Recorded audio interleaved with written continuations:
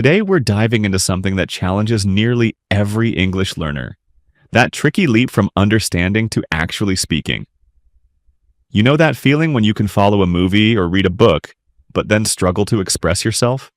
It's a common hurdle. We're here to help you clear it.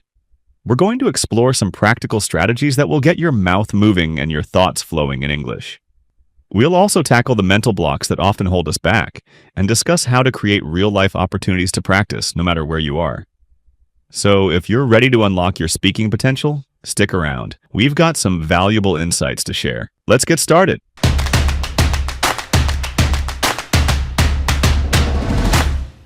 Jessica, every time we talk about speaking English, I think about this note.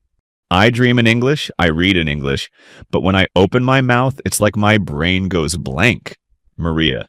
Oh, Maria's story is so common. It's like the blank screen effect. We understand, we process, but the output, it's just not there. It's like having a beautiful garden, but no way to share the flowers. Exactly. And I think we need to break down why this happens. It's not just about practice, right? No, it's not. Remember the Broca's area we talked about? What part of the brain is responsible for speech production? It needs specific training. It's like a muscle. You can watch someone lift weights, but your muscles won't get stronger unless you lift. So just understanding English doesn't build that Broca's area muscle? Not enough. It needs to be activated by actually speaking. And that's where the fear comes in. We're afraid of activating it wrong, afraid of the mental gym being too hard. And that's where thinking in English becomes so important, right? It's like pre-workout for the Broca's area. Absolutely. Let's give our listeners a more detailed exercise. Imagine you're in a grocery store. You see an apple. Instead of manzana, think apple. Now think about the texture and the color. A red, shiny apple.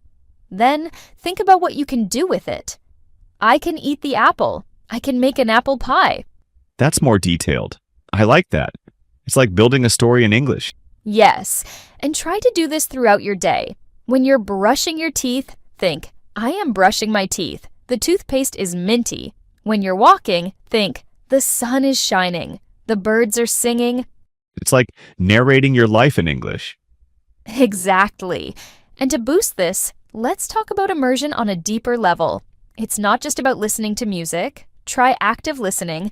Choose a song, print out the lyrics, and sing along. Try to understand the meaning of the words.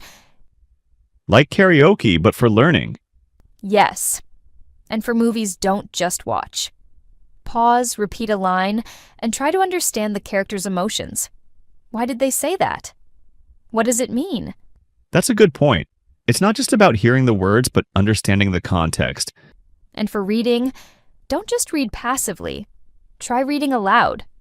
Even if it feels silly, it helps you connect the written word with the spoken word.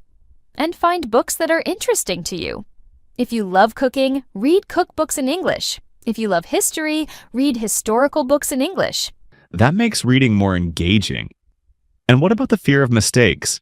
I think we need to drive home the idea that mistakes are okay. Absolutely. Let's talk about a specific example. Imagine you're in a restaurant and you want to order water. You say, I want a waters. It's a small mistake, but it's a chance to learn that water is uncountable.